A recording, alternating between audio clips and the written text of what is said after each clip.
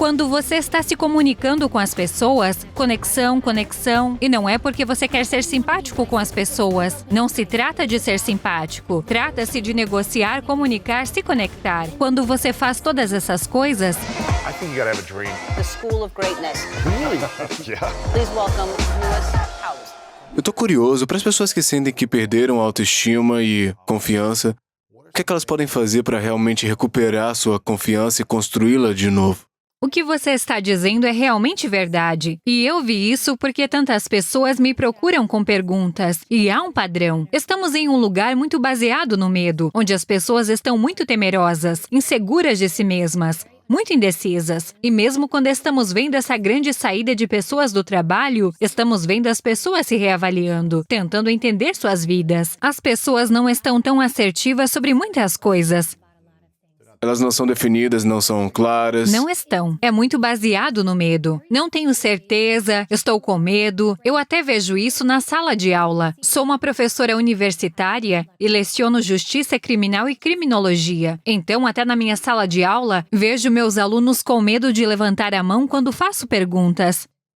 Só perguntar uma pergunta, né? Por quê? Eles não querem parecer bobos ou... Eles não querem estar errados. E também estamos nesse espaço onde as pessoas têm medo de dizer alguma coisa errada e estar erradas. Então é o medo de muitas maneiras. Portanto, não é apenas o medo físico do corpo, as doenças, a Covid, todas essas coisas. Mas também é esse medo de o que o mundo vai pensar de mim. Como vou ser rotulado? E eu fico na sala de aula. Faço pergunta. Ninguém levanta a mão porque não quer estar errado. E mesmo quando consigo fazê-los falar, você os vê falar em tons muito baixos, muito suavemente. Mal consigo ouvi-los. E digo a eles, assuma sua resposta. Não se preocupem em estar certo. Este é um ambiente de sala de aula. Então acho que isso vem de um medo muito baseado. Estamos apenas com muito medo em geral. É interessante, eu tenho feito muita pesquisa para um novo livro que eu escrevo sobre as 3 coisas principais que seguram a gente para trás, né, na vida, que fazem a gente duvidar da gente. O medo do fracasso, o medo do sucesso e do julgamento, da opinião de outras pessoas. E durante a maior parte da minha vida, o medo da opinião dos outros foi a maior causa que me segurou. Eu era aquele que não levantava a mão, eu não falaria em voz alta porque eu tinha medo de ser ridicularizado, zoado, qualquer coisa. Como é que alguém pode superar esse medo de um colega rindo deles ou dizendo, que pergunta estúpida ou algo talvez ainda maior, né? Eles estão postando nas redes sociais e recebendo ataques. Como as pessoas superam essas inseguranças pessoais? Eu realmente acho que demos um passo para trás na comunicação presencial. Tudo é mais confortável para as pessoas por meio de mensagens de texto e comunicação nas redes sociais. E quando se trata de comunicação pessoal, algo mudou completamente. Você pode ver as pessoas tendo mais dificuldade em se comunicar pessoalmente, e todos estão se afastando da comunicação verbal em direção à digitação. Mensagens de texto ou e-mail? Qual é a maneira mais fácil de se comunicar sem... ok. Texto. A mensagem de texto é a mais fácil. Aqui está a coisa. Pessoalmente é a melhor maneira de se comunicar. Sempre que posso falar com alguém pessoalmente ou sentar-se e vê-los como assim, o melhor. É aqui que a mágica acontece. Depois temos o Zoom. Em seguida vem o telefone. O telefone é outra ótima maneira. Mas quando você vai para o e-mail, você ainda precisa escrever, mas em frases longas. Você tem que escrever corretamente. Enviar mensagens de texto são apenas algumas palavras. E é aí que todos meio que migraram, se foram. E quando eu envio mensagens de texto, ou quando faço postagens nas redes sociais, é uma coragem de digitar. Você não diria na cara de ninguém. Você nunca diria isso na cara de alguém. Que você só deveria escrever coisas online que você diria às pessoas pessoalmente. Sim. Ou então por que fazer isso? Sim. Se você não pode olhar para alguém e dizer isso, então você não deveria escrever. Mas é o anonimato que permite escrever essas coisas. E depois posso descontar o que está acontecendo na minha vida em outra pessoa. E posso me sentir corajoso dessa maneira, mas é uma maneira tão falsa de ser corajoso. O que isso faz com a pessoa que se comunica dessa forma, tendo uma coragem falsa, dizendo algo forte, poderoso, agressivo online, né? Mas falta a vontade de fazer isso pessoalmente. O que isso faz com essa pessoa? Você precisa se autoavaliar e perceber que está sendo um covarde. Se você não pode dizer algo para alguém pessoalmente, mas pode fazê-lo por mensagem de texto, algo está faltando. Acho que a coragem é algo sobre o qual não falamos, e a valentia é algo sobre o qual não falamos. Não fazemos isso de uma forma muito evidente, de forma física e envolvente. E fala-se sobre isso como se fosse algo. Ou seja corajoso, seja motivado. Bem, onde está isso? Você precisa manifestar isso com seu corpo. Você precisa fazer isso. E é fazê-lo nas decisões do dia a dia que você se torna. Então, voltando à minha aula, é interessante.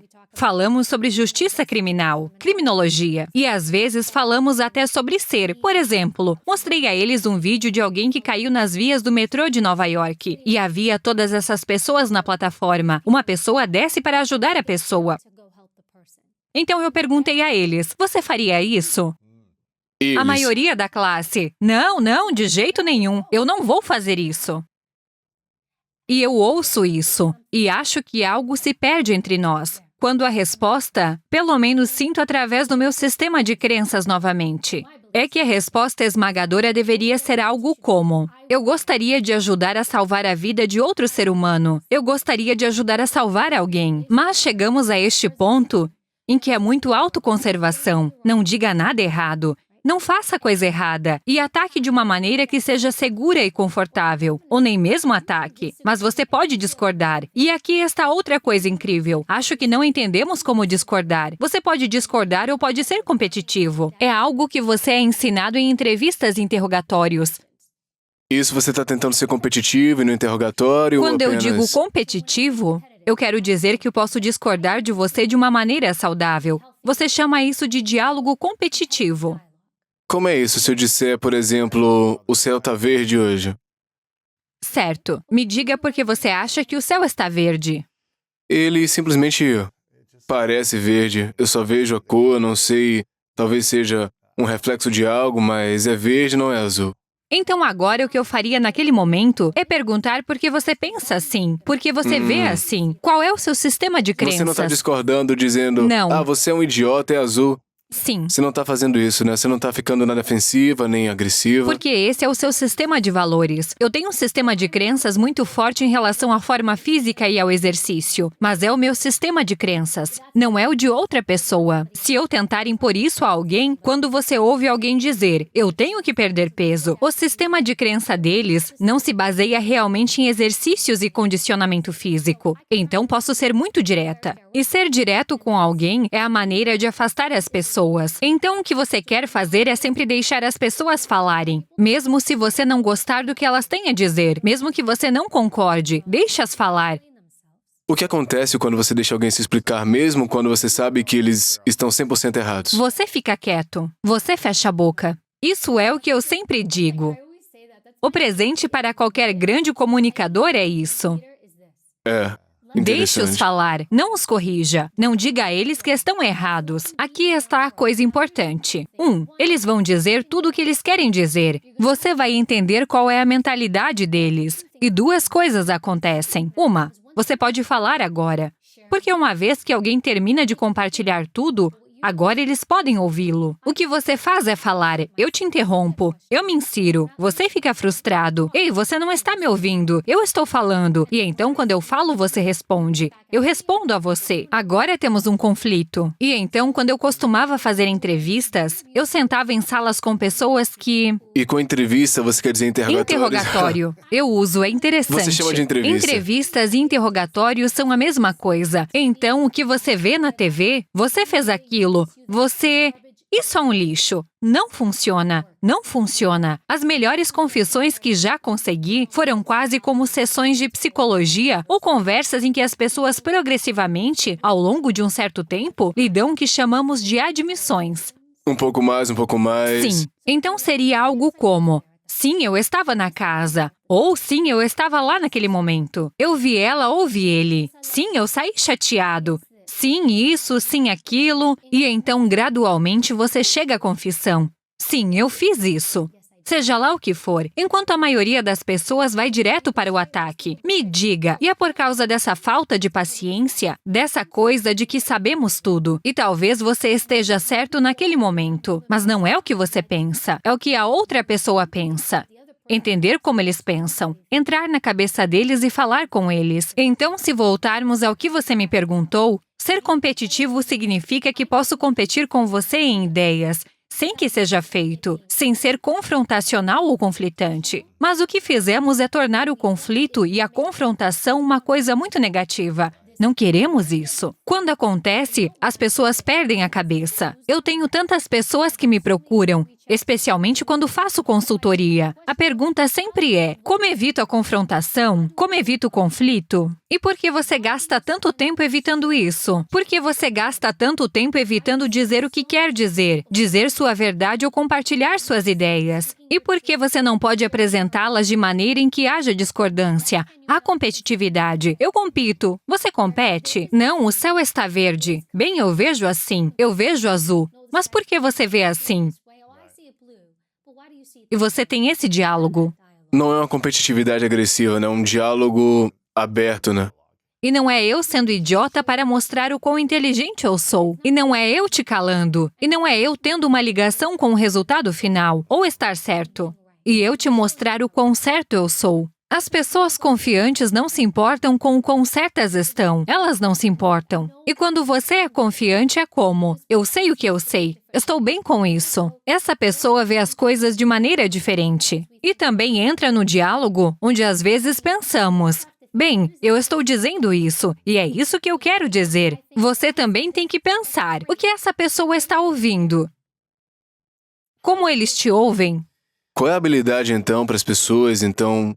O que é que acontece quando as pessoas evitam o conflito o máximo possível, em vez de enfrentá-los e ficar à vontade com o desconforto do conflito? Isso é muito perigoso e é muito ruim. Evitar. Evitar, porque não estou dizendo para você procurar. Evite até certo ponto, quando é apenas barulho, quando é tagarelice. As pessoas falam comigo sobre política o tempo todo, porque eu era do serviço secreto. Eu não participo. Isso para mim é barulho. Eu não compartilho. E eu nunca falo sobre as pessoas a quem tive acesso ou protegi. Isso não importa para mim. Mas um conflito entre relacionamentos de amigos, família, colegas de trabalho... Então depende. Se for importante para você, você deve abordá-lo. O que acontece é que causa arrependimento a longo prazo. Se você não abordar. Se você não abordar, isso faz você acumular ressentimento, raiva, amargura e ódio. É de onde isso vem? E a outra pessoa nem vai saber o que ela fez, né? Talvez. Talvez eles saibam, mas se você não os confrontar, porque de tempos em tempos na vida, eu digo confrontar. E quando eu digo confrontar, quero dizer abordar. Converse com eles. Sim. Você disse isso. É assim que vejo isso. E quando você debate algo com as pessoas, use uma linguagem que seja factual. Você disse isso. Você disse isso. Em vez de tentar falar com as pessoas, você fez isso. Você disse isso. Você disse.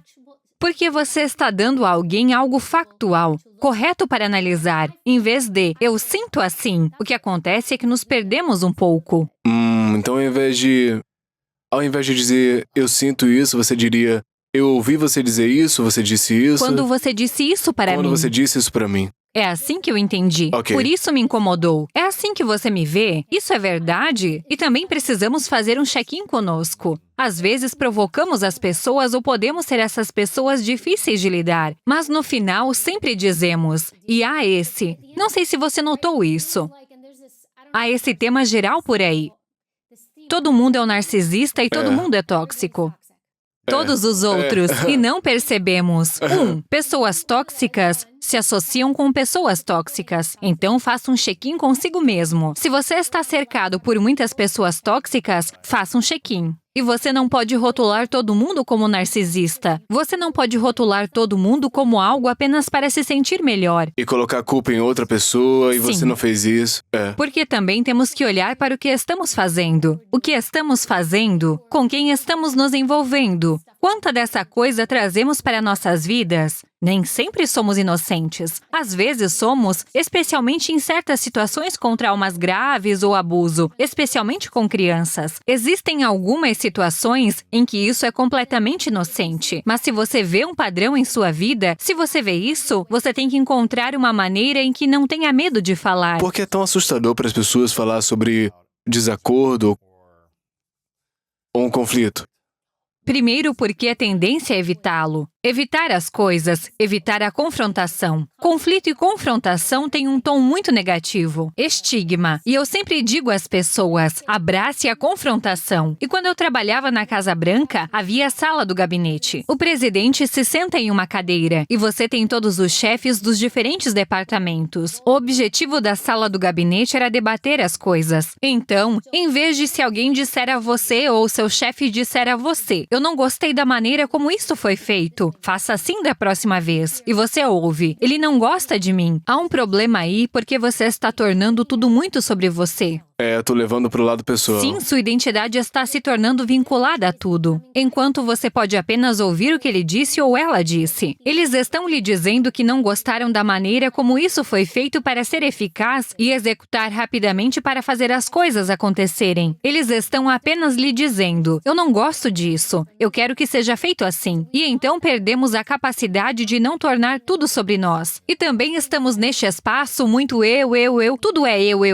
E não pensamos na outra pessoa do outro lado de nós. Com o que eles estão lidando? É meu chefe. Há um prazo. Eles estão apenas tentando se comunicar comigo de forma eficiente. E acho que uma das bênçãos que tive por estar no serviço secreto. Não havia. Era apenas muito direto. Ei, isso não deveria ser feito dessa maneira. Faça dessa maneira. As pessoas levavam pro lado pessoal? Zero. Sério? E fomos muito mais eficientes. Eles treinaram você pra não levar pro pessoal ou isso era apenas uma cultura e você teve que aprender rapidamente? Ou então você...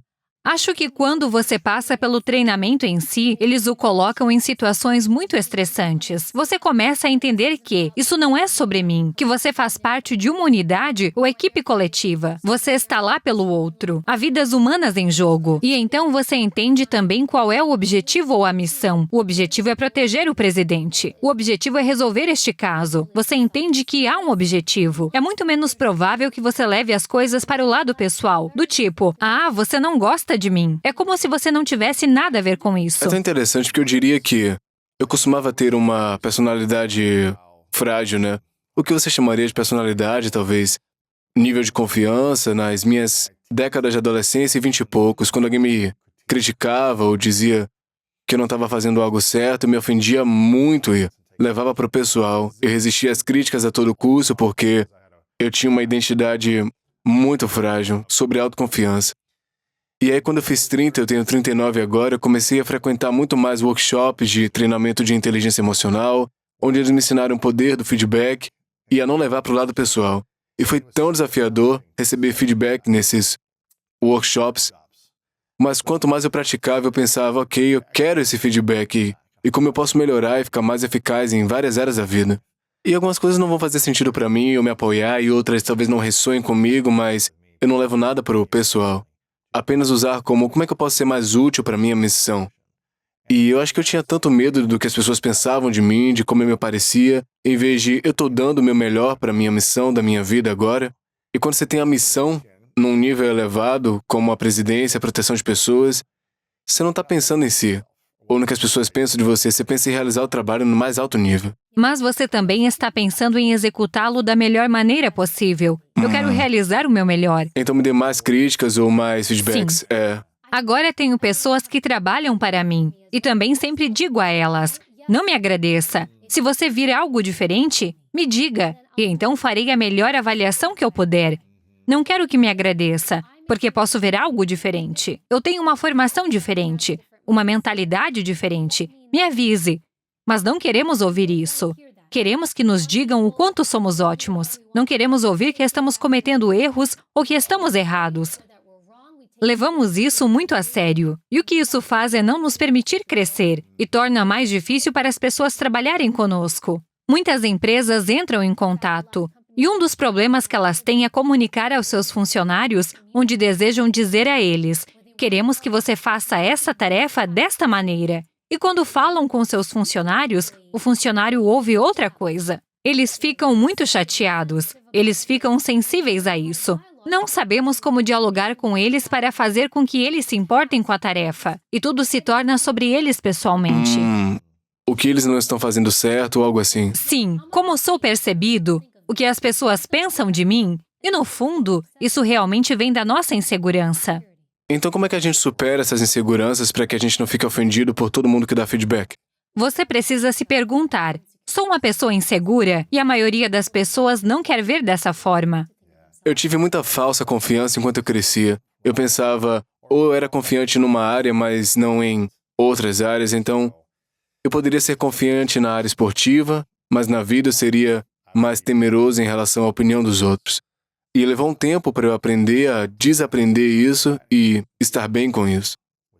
De onde você acha que veio isso? Bem, eu acho, provavelmente de muita coisa. Eu era o mais novo de 4 irmãos e não tinha amigos porque eu estava no final da minha turma e tinha aula de necessidades especiais e tutores até chegar na faculdade, então eu simplesmente sentia que a coisa que eu estava gastando mais tempo na escola, eu era o pior em comparação aos amigos.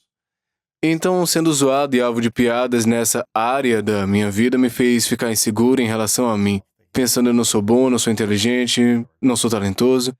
Então, quando eu era adolescente, eu entrei nos esportes e comecei a investir todo o meu esforço nisso e comecei a me destacar, né? O que me deu confiança e eu tive resultados em uma área da vida. Então, me dediquei totalmente, mas quando me machuquei no futebol aos 23, eu perdi a minha identidade disso. Então, minha confiança estava ligada aos esportes.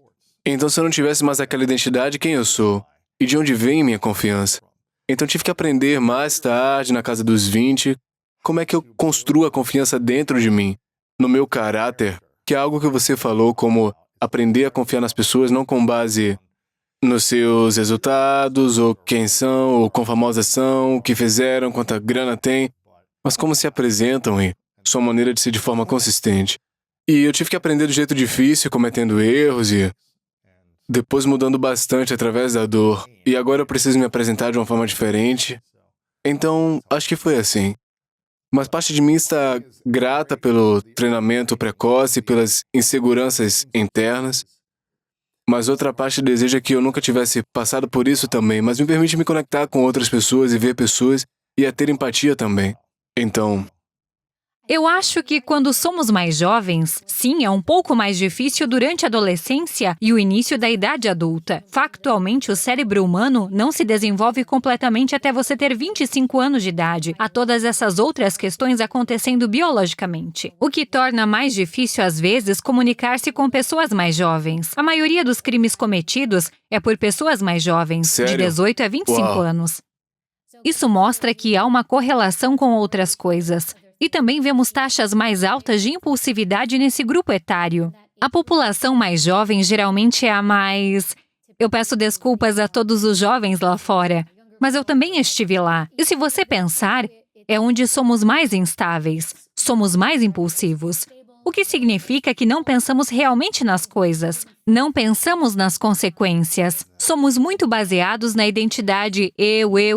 no que vestimos, com quem Sim, saímos, o que eu fazemos. sou o sol e tudo gira em torno de mim. Certo. E é aí que também vemos esse comportamento impulsivo. A impulsividade tende a ser uma das características quando vemos o comportamento criminoso. Comportamento errado, quando você atinge essa marca de 25 anos. E existem muitas teorias tentando descobrir o porquê disso. Mas vemos até mesmo quando se trata apenas de crime e comportamento desviante. Atinge o pico. Chegamos aos 25 anos e então começa a cair a precipício abaixo. Por que assim? Algumas pessoas acham que é por causa da biologia, do desenvolvimento do cérebro. Outras pessoas acham... Você tem mais responsabilidade na vida, Tem um emprego, você é responsável. Um parceiro marido, ao qual esposa. você deve prestar contas. Você tem essas responsabilidades. Se você olhar apenas com base no gênero, o gênero masculino, que tende a tender mais para a comissão de crimes. A biologia desempenha um papel, e a testosterona desempenha um papel nisso. Mais homens cometem crimes do que mulheres. Quando olhamos para os dados, sim. Ou estão sendo presos, né? Pelo menos. Quem está sendo preso? Eu vou te contar isso. As mulheres são melhores em não serem pegas. As mulheres, então deixe-me responder a primeira parte. Sim, quando olhamos para crimes violentos, são principalmente homens. Crimes violentos, certo. Sim, crimes violentos. Crimes em geral, para ser justa. Onde estamos vendo, à medida que essa igualdade acontece, é que estamos vendo mais mulheres cometendo crimes. Sério? Sim, onde vemos mais crimes sendo cometidos por mulheres. Não é na área de crimes violentos, mas sim em crimes contra a propriedade. O que elas fazem? Fraudes, dinheiro, golpes. Sério? E eu estou tentando lembrar quando eu trabalhava em investigações. Eu prendia várias mulheres. E os crimes pelos quais eu costumava prendê-las geralmente eram fraudes. Fraudes, esquemas, fraudes eletrônicas. E é aí que as mulheres tendem a cometer. Crimes violentos ainda tendem a ser mais masculinos no momento, embora as mulheres estejam definitivamente reduzindo essa diferença. E então, quando olhamos para a população masculina, quem está representando em uma prisão temos homens. Para ser justa, é também a mentalidade que, quando uma mulher comparece perante a um juiz ou tribunal, e um homem comparece perante o juiz e o tribunal, eles vão olhar para esses dois indivíduos. O preconceito. O preconceito de forma diferente. Eles têm, e eu presumo, né? E você quer sentir que, ok, a gente tem que proteger a mulher do que poderia acontecer na prisão, não sei o que poderia, né? Acho que é porque não percebemos Eles realmente fizeram as mulheres isso. como... Você realmente esfaqueou essa pessoa, atirou na cara. Ela parece tão Ela parece simpática. tão organizada, é tão gentil, é. Nós geralmente não percebemos. Eu acho que está mudando, mas historicamente, mulheres, quem consegue evitar uma multa por excesso de velocidade? Homens ou mulheres?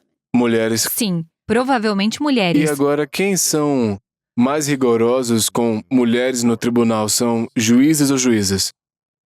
Eu acho que juízas mulheres seriam mais rigorosas com as mulheres no tribunal. É algo chamado dupla marginalização. E eles também observaram isso em relação às raças também. Quando se trata de raça, quando você está nessa posição... Você não pode deixar sua raça ou seu gênero saírem impunes, né? Você tentará compensar demais para mostrar. Estou deste lado, sou juíza. Não vou ser tendenciosa em relação a alguém por causa de gênero ou raça, porque são do mesmo gênero ou raça que eu, porque isso não seria bem visto. Eu posso até ser mais rigorosa com eles apenas para que não seja percebida como flexível, o que não é difícil, justo. eu tô curioso. Ouvi dizer que... Eu não conheço a estatística, mas eu ouvi dizer que mulheres em relacionamentos traem tanto quanto homens. Mas as mulheres não são pegas. E por que isso? Eu não conheço as estatísticas, mas é o que eu ouvi. Por que você acha, se esse for o caso, que as mulheres não são pegas, mas ainda traem tanto? Isso é interessante. Eu não tinha ouvido falar disso. A única coisa que eu sabia é que o que estamos vendo mais é que as mulheres são mais propensas a pedir o divórcio do que um homem. Isso eu ouvi. Em relação a mentir e trair, minha experiência, eu vi todo mundo mentir e trair, independentemente do gênero. As pessoas fazem isso. E nos meus anos de entrevistar centenas de pessoas, vi pessoas mentindo igualmente e traindo igualmente. Ok, sério? Eu diria que sim. Acho que algumas pessoas talvez não sejam pegas, porque você não está olhando tanto para elas. Elas estão sendo negligenciadas. Talvez não seja intuitivo. Bem, talvez eles não pensem que são tão... Eu não quero dizer que são melhores mentirosos, porque isso tem a ver com a pessoa. Mas se você não os vê como uma grande ameaça, você não vai suspeitar tanto deles. Aqui está um bom exemplo. Eu fazia um trabalho disfarçado, e eu era escolhida para fazer trabalho disfarçado. É porque eu não parecia uma policial. Eu não parecia ameaçadora ou intimidadora, então eu era mais bem-sucedida. As pessoas confiavam mais em você. Eu não era vista como uma ameaça. Ou ela, não legal. parecia ser uma policial, Ela não uma agente poderia ser secreta. isso. Ou mesmo quando eu fazia entrevistas ou interrogatórios. Ou mesmo hoje, Se está na TV, na câmera ou nas notícias, quando estou entrevistando pessoas, as guardas tendem a baixar em comparação com quando você tem outra pessoa, talvez um homem, que é maior em tamanho. É apenas a forma como percebemos as pessoas, mas tudo isso se resume à forma como avaliamos as pessoas, e todos nós fazemos isso. Temos nossas ideias pré-concebidas do que pensamos das pessoas. Você conhece alguém nos primeiros 5 minutos, você os avaliou, e uma vez que você forma essa impressão, especialmente se for negativa, é muito difícil de desfazer. Depois dos primeiros momentos, né? Primeiros Sim, minutos. e isso é bom para nós saber também, porque quando você está conhecendo alguém, esses poucos momentos, quando as pessoas não têm, quando elas não te conhecem, não tem nada para te julgar. Elas te julgam pelo que vem e como te Sua avaliam. energia, o que você como você diz. fala, sua energia. Você diz energia, eu digo comportamento. Estamos em LA agora, a gente diz energia. Mas é comportamento. É comportamento. E todo mundo usa energia porque eles não sabem como definir. Avalie as pessoas pelo comportamento. E eu estou trazendo isso à tona porque isso surge muito. Eve, sinto que essa pessoa, não sei, é o comportamento deles. Quais são os comportamentos, o que eles fazem? estão te mostrando? É. Porque você vai ouvir coisas como: eu te amo, eu morreria sem você. Você é a pessoa mais importante para mim. As pessoas te dizem isso. Mas então, quando você olha para o comportamento, o que o comportamento mostra? Quando vocês devem se encontrar, eles estão lá? Eles cancelam com você? Eles chegam na hora? Eles estão presentes? Eles te deixam na mão? Então ficamos confusos com o que ouvimos e com o que nos mostram. E algumas pessoas são muito eloquentes na maneira como falam ou são muito persuasivos. E isso é o que as pessoas ouvem e seguem. E então elas dizem: "Oh, mas a energia bateu." É a energia ou é o que elas estão realmente mostrando a você em seu comportamento, em seu tom, até mesmo na forma quando soam quando falam com você? Uau. Porque às vezes você pode encontrar enganos até mesmo na fala. Em um tom de voz. Sim, você verá uma mudança no ritmo. Então, se eu estiver contando uma história, eu vou mentir para você, o que eu não faria, Luiz. Mas se eu fosse mentir para você, você pergunta: Eve, o que você fez ontem à noite? Estamos tendo uma conversa. E em seguida você começa a me perguntar: o que você fez ontem à noite? E talvez sair para festejar com sua namorada. Agora quero encobrir. Meu ritmo pode mudar. Então eu poderia estar falando normalmente. Ontem foi ótimo, eu tive um dia maravilhoso. Eve, o que você fez ontem à noite? Ah, eu fui a uma loja. Agora você tem que pensar numa história. Mentir dá trabalho. Não é fácil mentir. É difícil. Mentir dá trabalho. E você tem que lembrar do que você disse, da mentira, né? Você tem que se lembrar. E a maioria das pessoas, Luiz, não gosta de mentir. A maioria. Não gostamos de mentir. Sabemos que está errado. Ninguém quer ser um mentiroso. A maneira dominante pelo qual as pessoas mentem é por omissão. Elas deixam partes de fora. As mentiras brancas ou deixam algo de fora. Não. Uma mentira branca é: Eve, você gosta da minha roupa? Eu acho que você está incrível. Eu amo isso. Você Você mentindo pra está mim? bem. Você tá mentindo agora ou não está? Vamos dizer que era um rosa brilhante ou algo assim. E eu estou tipo: não, mas você está ótimo, Luiz. Isso Certo. seria uma mentira branca. Mentir por omissão é: Deixando algo de fora. eu deixo uma parte importante de fora. Então vou te contar sobre o meu dia de ontem, mas vou deixar de fora aquela parte em que me encontrei com sua namorada e saímos juntas e fomos festejar. Ou vou deixar de fora a parte em que ela festejou. É por isso que às vezes é difícil identificar mentiras, porque as pessoas nos dão uma história, mas deixam essa parte de fora. E é aí que você precisa se perguntar: o que está faltando? E como você sabe que tem algo faltando? Faça perguntas. Ok. Faça perguntas quando você perceber lacunas de tempo. Às vezes, até na fala, você ouvirá subitamente. E então, a próxima coisa que eu soube, essas são normalmente palavras ou frases que indicam mentira. Nem sempre, mas às vezes é alguém pulando partes de tempo em uma história.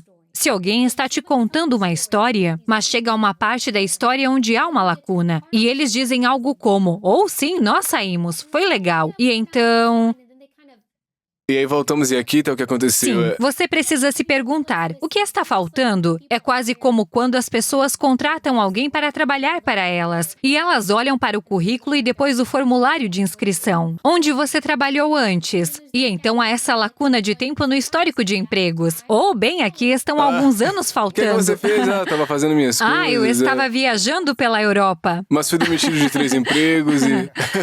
Só deixei isso de lado. Você não As precisa ligar pra pessoas aquelas fazem pessoas. isso. Eu cuidava do setor de recursos humanos quando estava no serviço, porque eu fazia os exames de polígrafo e eu olhava a papelada deles. E eu via lacunas de tempo em seus históricos de emprego, ou até mesmo quando as pessoas eram despejadas, porque perguntávamos, você já foi despejado ou despejada? E então nós perguntávamos onde eles moraram, e eles tinham que listar os anos, e você via lacunas de tempo. Bem, onde você morou aqui? Ou só com alguns amigos, por que você não escreveu isso? Pedimos que você escrevesse. Isso foi pra alguém tentando entrar no serviço secreto, né? Sim, aquele processo de seleção era muito mais rigoroso. Então você submeteu a um Mas eu teste do posso te polígrafo? ajudar aqui para os seus funcionários. Eu vou fazer o exatamente. trabalho de papelada para Pois é. isso. Você submeteu a um teste de mentiras e interrogou sobre toda a história? Sim. Isso é chamado quando você faz um polígrafo, e esta parte posso compartilhar, porque quero ser cuidadosa e não dizer nada sensível ou confidencial. Quando você assume certos empregos federais, como o Serviço Secreto dos Estados Unidos, porque as pessoas podem escrever o que querem escrever. Como você verifica o que é verdadeiro ou falso? É aí que fica complicado. E devido à natureza do trabalho e o risco associado a ele e ao poder concedido a alguém, eles fazem o melhor para verificar se o que está na inscrição é verdadeiro. Existem duas coisas. Uma delas é a questão de segurança nacional. Você violou a segurança nacional? Você é alguém que está tentando se infiltrar? E então a outra parte disso chamada estilo de vida. E é aí que as pessoas têm mais dificuldades e são desqualificadas com mais frequência. Isso é a sua história.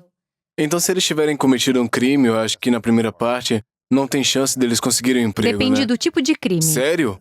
Como Depende assim? do crime e do que você Tipo, quando eu fez. tinha 14 anos, eu fiz Ou até isso. mesmo aos 18 ou 19. Depende do que você fez. Porque você tem que considerar que as pessoas em geral têm falhas. certo. Então, especialmente quando você olha para o período de tempo. Eu era jovem, eu era isso. Muitos erros, é. Sim. E eu acho que com relação a isso, eles procuram mais a sinceridade e honestidade. E a questão é, se você vai mentir sobre isso, então sobre o que vai mentir no futuro. Com certeza. Agora, é claro que existem algumas coisas, como se você tiver alguns crimes graves, provavelmente não será contratado, porque isso vai contra os princípios da função desse trabalho. Já houve alguém que cometeu algum crime grave, mas se passaram 15 anos e a conduta tem estado em total conformidade desde então e eu fiz isso e isso, e eles foram honestos sobre todas as falhas e vocês pensaram, essa pessoa é muito sincera e honesta, agora a gente confia mais nela e é isso que a gente quer. Por causa dessas falhas, a gente quer ela. Acho que quando eles chegam até você, porque a coisa é que eu perguntaria a eles se eles já cometeram algum crime. E em seguida eu listaria os crimes. Um dos sinais de decepção vamos dizer que era um alerta vermelho. Ou não, vocês verificaram meu histórico criminal. Eu não tenho nada. Você já fez algo que não Eu não foi perguntei pego? o que você foi pego fazendo. Eu estou perguntando o que você fez. E todos nós sabemos o que fazemos ou deixamos de fazer. Normalmente, as pessoas que foram sinceras têm uma boa chance. Onde eu via coisas mais memoráveis era quando as pessoas mentiam ou tentavam encobrir. Você teria candidatos que, durante a conversa, acabavam confessando. Sério?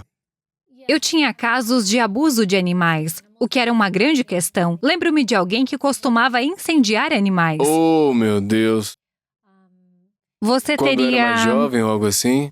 Não. Ao longo de suas vidas, e isso é, na verdade, um grande alerta vermelho, porque eles, quando eram mais jovens, eles progrediram de animais menores para animais maiores. E isso é um pouco de, não quero dizer pré-requisito, mas é algo que você percebe em pessoas mais jovens, o que geralmente leva a uma falta de empatia ali. É onde você começa a entrar em um comportamento sociopata, ou transtornos de personalidade psicopática. E quando vemos esses transtornos, não vemos com muita frequência. Todo mundo pensa que é comum, mas não é. Está por aí, mas não tanto. Mas são indivíduos que cometem atos ou atos prejudiciais contra alguém, mas não se sentem mal por isso. É um dos poucos. Não há muitos transtornos que fazem isso, mas há alguns como esses. É onde você tem assassinos em série ou estupradores em série, onde eles fazem isso, mas não sentem a culpa. Onde a maioria da população, quando causa dano a alguém, se sente mal. E é por isso que é realmente interessante. Quando eu fazia entrevistas, ou como você gosta de chamar, interrogatórios, era mais fácil para mim, com a maioria da população, fazer uma pessoa que cometeu um crime violento confessar do que alguém que roubou dinheiro confessar.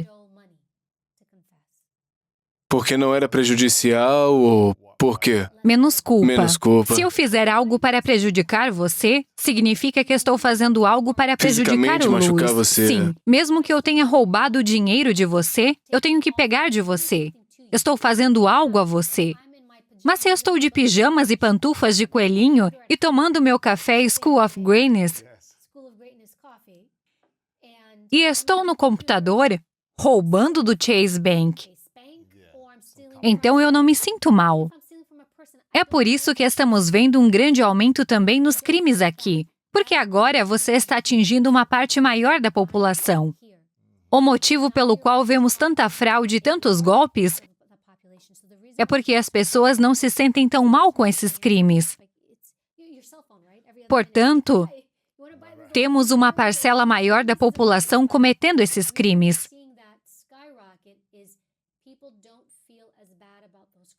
Enquanto os crimes violentos, a maioria das pessoas se sente mal. Estou causando danos a você. Estou fazendo fisicamente algo a você. É mais pessoal.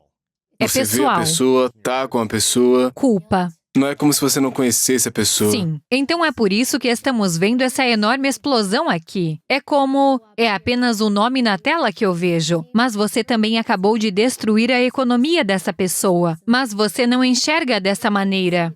É tão triste, você não tá emocionalmente conectado a isso. Sim. Eu tô curioso, você falou sobre como é realmente difícil depois de uma primeira impressão mudar a ideia de alguém, né? Uma vez que você os vê ou encontra pela segunda vez ou fala com eles por 30 segundos, você já criou muitos preconceitos sobre essa pessoa. Com base na aparência deles, na maneira como eles soam, o que eles dizem, a linguagem corporal, tudo isso.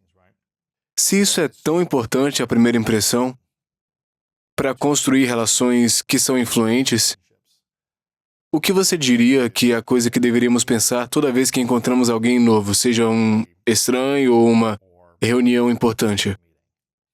Você tem que trazer tudo de você. Então, a maioria do que comunicamos com as pessoas, se olharmos para a ciência, e isso é realmente baseado na ciência, é quase 70% do que você comunica com as pessoas é isso, seu corpo. E as pessoas não prestam atenção a isso. Então, quando estamos sentados em uma reunião, algo tão simples quanto ter uma postura muito ruim, ficar encurvado o tempo todo, sente-se reto, mostre que você está lá, ocupando espaço. Se eu estivesse fazendo essa entrevista com você e estivesse sentada assim, estaria transmitindo para todos lá fora que não tenho certeza de mim mesma, não me sinto confortável, sou insegura. Você vai fazer uma avaliação de mim. Mas quando você ocupa espaço, quando se abre, mostra que eu importo. E as pessoas ignoram isso. As pessoas ignoram o corpo. Outra coisa poderosa são as paralinguísticas. As paralinguísticas são como você soa quando fala, meu tom, entonação em minha voz. E especialmente com as mulheres, este é um ponto onde às vezes as mulheres trazem esses tons muito altos. E essas vozes muito... minha voz de garotinha. Eu posso trazer isso. E tudo é uma pergunta também, né? Sim. Saí ontem à noite? Saí? Eu jantei? Fui com meus amigos. Isso envia uma mensagem sobre quem somos e quem não somos. Algumas pesquisas dizem que você faz contato visual quando você fala com alguém. Você realmente está olhando para eles? Ou você quebra o contato visual muitas vezes? Apenas 7% se refere ao que você realmente diz. As pessoas vão sentar e memorizar um discurso, Mas isso representa apenas 7% do que as pessoas realmente ouvem. As duas coisas mais importantes são o seu corpo, a ferramenta. Você está trazendo? Está envolvendo? Você faz contato visual? Quando você fala com alguém, você realmente está olhando para eles? Ou você quebra o contato visual muitas vezes? A maioria das vezes quebramos o contato visual, especialmente quando queremos lembrar algo. Mas quando você realmente está tentando se destacar em um cenário, em uma entrevista, você está contratando alguém, ou eles estão te contratando. Traga isso. Esteja presente. O contato visual também transmite uma grande quantidade de certeza e uma grande quantidade de confiança. Uma das coisas que ouço é: me sinto desconfortável com o contato visual. Isso vai te afetar, porque agora, quando leio você, essa não é uma pessoa confiante. Uhum. Então, se eles estão olhando nos olhos enquanto se comunicam ou enquanto você se comunica com eles, mostra que eles são confiantes. Isso transmite força e confiança. Confiança em mim mesma. O contato visual, esmagadoramente, transmite confiança. É por isso que todo mundo diz: olhe nos meus olhos e me diga a verdade. Eu posso olhar nos seus olhos o dia todo, Luiz. Eu sou tão boa em mentir quanto você. Exato. É bem difícil olhar para alguém nos olhos e mentir para eles. Você meio que tem que olhar para longe por um tempo, né? Algumas pessoas podem fazer isso. Depende de quão boas são. Eles treinam você como ser um grande mentiroso. Você tem que aprender a ser um grande mentiroso no serviço secreto para entender quando alguém está fazendo isso e perceber os sinais mais sutis. Não. Nunca me ensinaram a ser uma grande mentirosa. Eles me ensinaram como ler o comportamento. E mesmo assim, continuo a fazer treinamentos para avaliar os seres humanos. E tudo se resume ao comportamento. O que as pessoas estão te mostrando? Quais são os indicadores? Mas a coisa mais importante, quando se trata de ler as pessoas, e eu sei que conversamos muito sobre isso da última vez, não se trata de uma única coisa que alguém faz. E vejo muito por aí que, o mentiroso é alguém que sempre faz isso ou sempre faz aquilo. É sobre observar o comportamento da pessoa e identificar os sinais vermelhos. Uma das melhores maneiras de detectar a mentira é através do verbal. As palavras. As palavras entregam às pessoas um pouco mais. Quantos sinais você diria que você está procurando? Se há verbal, corporal, história, comportamento. Tem algum conjunto de sinais que você diz: ok, eu procuro essas 5 coisas ou... Não. E é se por 4 isso estiverem que... errados, Porque então... você não pode fazer essas coisas. Ou você pode ser uma pessoa nervosa, né? Você pensa: Sim. Por que essa pessoa tá nervosa? Ou eu tô sempre nervoso assim? Está bem. Quando eu entrei, você passou 10 ou 15 minutos conversando comigo. Por que você faz isso? Porque eu gosto de você, eu quero ver como você tá, eu quero me conectar com você. Mas você faz isso com todos os seus eu convidados. faço um pouco mais contigo. Ok. Mas por quê?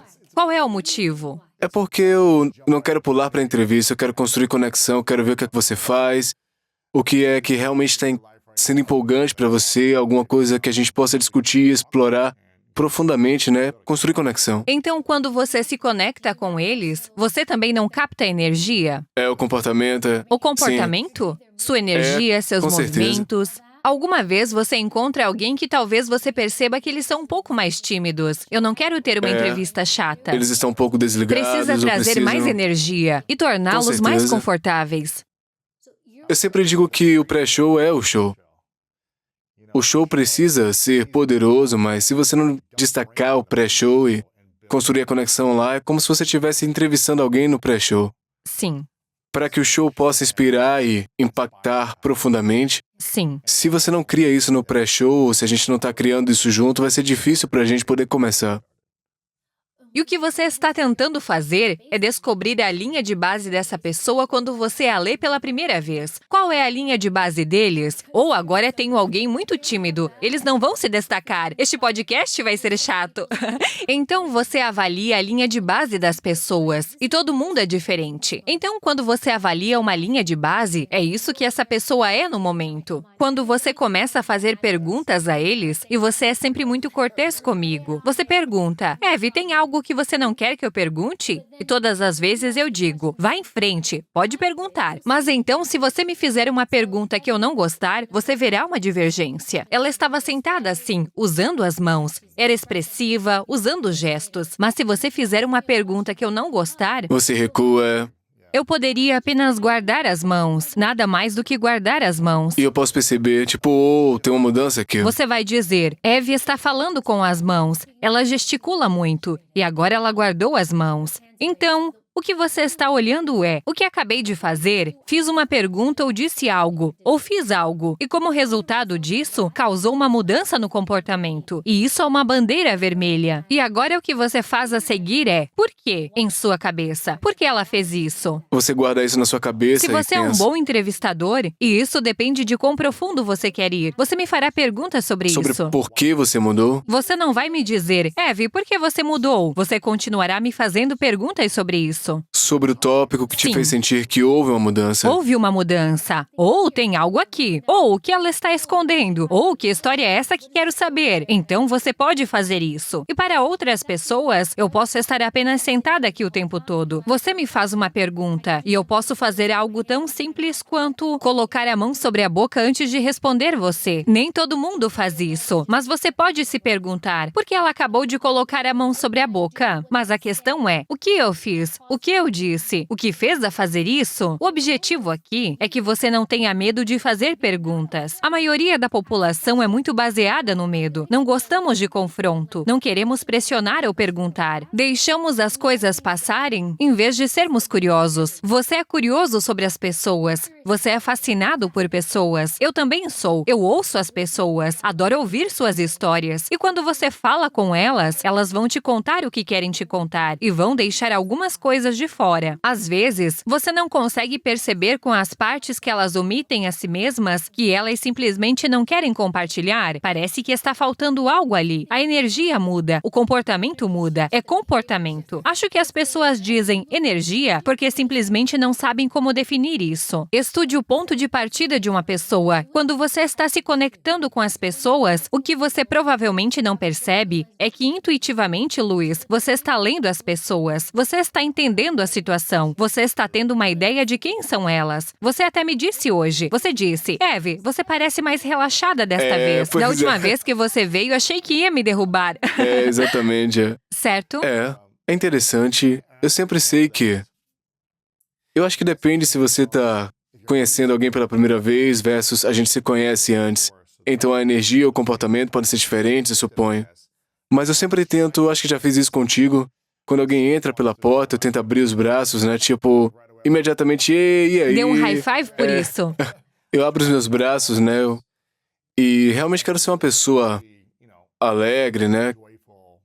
Porque seja alguém que eu conheça ou alguém que eu esteja conhecendo pela primeira vez, porque eu quero que as pessoas se sintam que esse é um espaço seguro e alegre. E eu sou uma pessoa segura. E eu não vou machucar ninguém aqui, tá todo mundo bem. Deixe-me fazer E uma também eu pergunta. sei que sou muito maior que as pessoas, né? Alguém te ensinou a fazer isso ou você faz por conta própria? Eu só faço isso há anos, eu não consigo me lembrar se alguém me ensinou, não me recordo, mas eu sempre fui meio assim. Porque eu acho que quando eu comecei a fazer isso, provavelmente minha adolescência, o início dos 20, eu pensei, as pessoas são mais receptivas a isso, tinha uma recompensa para esse comportamento com base no que eu fazia.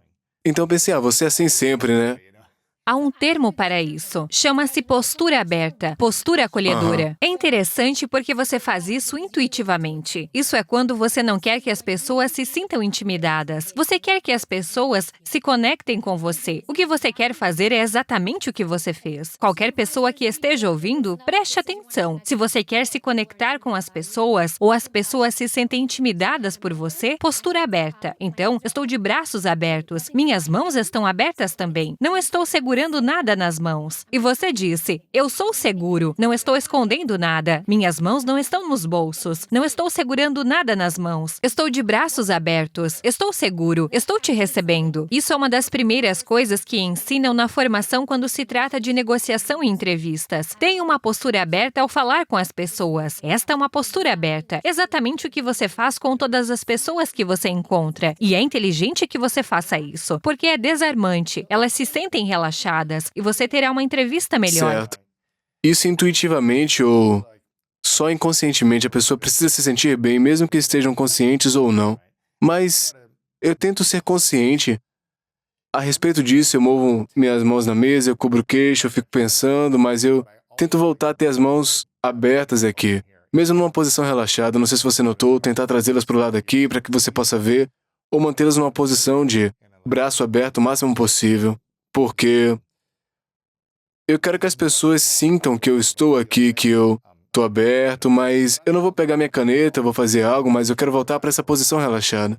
As mãos são a mesma coisa. Você mantém suas mãos e não quero dizer que isso seja sempre um sinal de decepção. Se colocar para baixo, Eles né? ensinam a você que quando você está conversando com as pessoas, elas colocam as mãos embaixo da mesa ou as mãos estão sob a mesa. Nunca é um bom sinal. Isso não significa que seja um sinal de decepção. É apenas um sinal de alerta. Então, se minhas mãos estiverem aqui em cima e você me fizer uma pergunta que eu não goste e minhas mãos forem parar aqui embaixo, você deve prestar atenção. Por que ela fez isso? Mas o fato de você manter as mãos à vista, isso é importante. Quando você está se comunicando com as pessoas, conexão, por que isso importa? Não é que você quer ser gentil com as pessoas. Não se trata de ser gentil. É negociar. É sobre se comunicar. Quando você faz essas coisas, você será mais bem-sucedido. As pessoas vão querer trabalhar com você, namorar você, estar perto de você, porque todo mundo senta e memoriza estratégias, táticas e técnicas. No final do dia, você está lidando com pessoas. Se você dominar as pessoas, você vai dominar tudo. E isso é muito importante, mas nós o ignoramos. E algo tão pequeno quanto o que você está fazendo, recepcionando as pessoas, mãos abertas, as mãos para fora, sendo aberto, conectando. E estou mostrando minhas mãos a você. Eu estou aqui. Eve, eu estou olhando para você. Afunda a cesta até o fim. Os touchdowns. Desculpe, Pois é. você joga futebol. Os dois, Os touchdowns o tempo exatamente. todo. Sim. Agora, como alguém, ao ouvir você dizer isso, está querendo dominar as relações de negócios, ou pessoais, ou carreiras, quais são algumas das estratégias-chave para dominar isso nos negócios, nas relações pessoais, sem que as pessoas sintam que estão sendo manipuladas ou criando um ambiente tóxico para as pessoas? Como é que elas fazem isso? Você está falando de manipulação, truque. Estou enganando as pessoas. Eu ouço isso muitas vezes. Vou te dar um exemplo ou analogia. Se você malhar todos os dias, digamos que você malhe todos os dias. Você é musculoso, é forte, é tudo isso. Você poderia usar isso para ajudar as pessoas, para mantê-las a salvo. Claro. Porque você também poderia usar isso para prejudicar as pessoas. Então, é a mesma coisa. As coisas de que falamos, alguém poderia usá-las para prejudicar alguém? Sim. É como qualquer coisa. Você pode pegar algo que é destinado a ser positivo e torcer isso. Mas eu vou te dizer isso. Quando você vem de um lugar genuíno, as pessoas sentem isso. Elas sentem. Quando você está fazendo isso com o objetivo de manipular as pessoas sentem isso também. O que você acha dos sinais sutis que as pessoas podem perceber se alguém está tentando ser mais manipulador, vindo de um lugar de poder, controle, competição, em vez de autenticidade, onde é sutil, né? Não é tão claro. Eu acho que uma coisa é, se alguém for muito exagerado. Quando alguém diz, Eve, você pode confiar em mim. Ou isso, como estávamos falando sobre negócios no ramo do entretenimento antes, você e eu. Quando as pessoas tentam convencer muito. Isso é uma garantia, isso vai acontecer de qualquer maneira, isso é fácil, tudo isso, né? Esses são sempre sinais de alerta. Eu sempre penso, por que essa pessoa está tentando me convencer? Eu sinto que estão me convencendo. Em vez de dizer, vou trabalhar com você, farei tudo o que puder, você pode se conectar com as pessoas e há uma parte genuína que se destaca. Mas, novamente, e também, o comportamento corresponde ao que eles dizem. Então, se alguém está dizendo, você é muito importante para mim, você é o meu cliente mais importante, mas então eles não retornam a ligação. Eles não atendem o celular. Estou super ocupado. Eles não cumprem. Quando eles fazem essas coisas, o que significa? Então, não está em harmonia. Certo. Eu vou te dar outro exemplo. Eles não estão em alinhamento com o que dizem ou como seus comportamentos agem, né? Sim. Uma das coisas com você, e isso é completamente genuíno, é que uma das coisas que eu aprecio em você, onde vi que quem você é e o que você faz estão em harmonia com o que você faz e é. E eu trouxe isso à tona para você mais cedo quando estávamos fazendo nossa saudação. Quando fiz minha primeira entrevista com você, no topo da descrição, a primeira linha era sobre se inscrever no meu programa. E em seguida era, ei pessoal, o livro da Eve, blá, blá, blá. E eu disse, olha, ele colocou isso no topo. Você, seu comportamento, o que você disse e o que você me mostrou, o que você estava me dizendo verbalmente, correspondia ao que você estava me mostrando mostrando. Isso é o que você tem que olhar, porque você pode dizer, Evie, você é ótima, você é isso, você é aquilo. E depois, se não estiver lá em cima, ou se for tudo sobre Louis, e meu convidado não importa, então não importa. Você pode me dizer que sou importante o dia todo, mas as pessoas deixam passar isso. Não apenas escutem, olhe para o que elas fazem. É como confiar até certo ponto. Ok, você está me convencendo, eu confio em você e a gente vai ver se o comportamento continua correspondendo às palavras. Você não quer dar confiança incondicional. Existem níveis de confiança. Você dá confiança condicional. Qual a diferença? Confiança condicional é que eu dou um pouco aqui, um pouco aqui, um pouco aqui. Não é que eu teste você, mas eu observo e espero. Mas o que fazemos é, oh meu Deus, eu amo o Louis, ele é ótimo. Eu vou dar a ele a minha confiança. E então eu fico confusa, porque me sinto traída mais tarde. Por que faço isso? Porque você simplesmente deu isso como se não fosse nada. É como se você tirasse todo o dinheiro da sua carteira e fizesse isso. Quando você vai à loja, o que você faz? Você pergunta, quanto custa isso? Deixe-me dar exatamente o que custa. Então você deve ser assim com a confiança. Você não deveria simplesmente entregá-las às pessoas. É condicional. Deixa eu fazer uma pergunta sobre ser vulnerável com as pessoas, ser honesto, aberto, vulnerável. Seja nas primeiras interações ou se você já as conhece. Devemos pensar em nós mesmos e dizer, eu confio em mim o suficiente para poder ser vulnerável e aberto com as pessoas, não importa como elas recebam isso, ou devemos segurar quem somos ou coisas sobre nós, para a gente se proteger ou para sentir que elas são confiáveis o suficiente para ter essa informação? Sim, para a última opção. Sério? Interessante. Eu ouço essa coisa de ser vulnerável o tempo todo. Ninguém quer ver isso o tempo todo. E todo mundo tem seus próprios problemas. E todas as coisas com as quais lidam. Eu vou te dizer uma coisa. Quando as pessoas se sentem muito à vontade com você, elas vão desafiá-lo mais. De que maneiras? Elas vão testá-lo mais. Elas vão resistir mais. Quanto mais confortáveis as pessoas se sentem com você. As pessoas que te conhecem melhor na vida, elas te desafiam. Elas resistem mais. Elas vão te confrontar mais. Mas há algo poderoso em manter algumas coisas sobre você para você. Você não precisa ser um livro aberto. E eu sei que isso vai contra muitas coisas que dizem para ser vulnerável. E não estou dizendo para você ser grosseiro. Não estou dizendo para esconder tudo sobre você. Mas o que eu estou dizendo é que você precisa ter um filtro. As pessoas não precisam saber tudo sobre você. Mantenha essas coisas para você. Quando você fazia entrevistas ou interrogatórios, você alguma vez já se tornou mais vulnerável? Como uma estratégia de tentar fazer com que a outra pessoa se abrisse, compartilhasse suas vulnerabilidades e revelasse o que ela fez ou alguma coisa assim? Eu acho que o que eu fiz foi demonstrar empatia principalmente.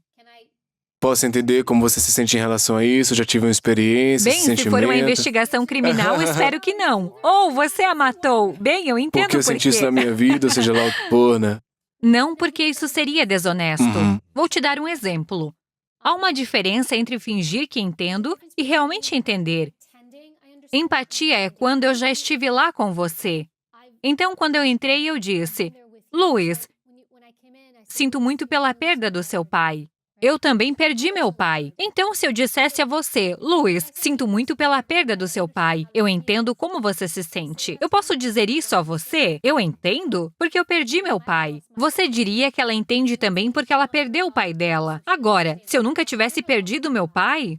Você não poderia dizer E isso. se eu dissesse isso a você, você provavelmente pensaria, você não sabe realmente, você ainda tem seu pai. Quando você demonstra empatia com alguém em uma situação em que você acabou de perder seu pai e eu não, eu tentaria demonstrar empatia. Sinto muito por ouvir isso. Mas sem relacionar com você Sem mesmo. relacionar comigo mesma. A única maneira de você poder relacionar com você mesma e ser genuína é se você experimentou exatamente a mesma coisa que a outra pessoa. Então, neste cenário, sim, você perdeu seu pai. Eu perdi o meu pai. Então você seria genuíno. Seria a mesma coisa quando você fala com as pessoas. Então é como você diz. Se você não experimentou exatamente a mesma coisa, a melhor coisa a fazer é dizer: sinto muito por ouvir isso. Deve ser muito difícil. Não consigo imaginar. Você faria algo em torno dessas linhas, em vez de dizer: eu sei como você se sente. E tentar então... E isso é o que você não quer fazer. Porque quando você contou pela primeira vez, na verdade eu não disse a você que eu perdi meu pai.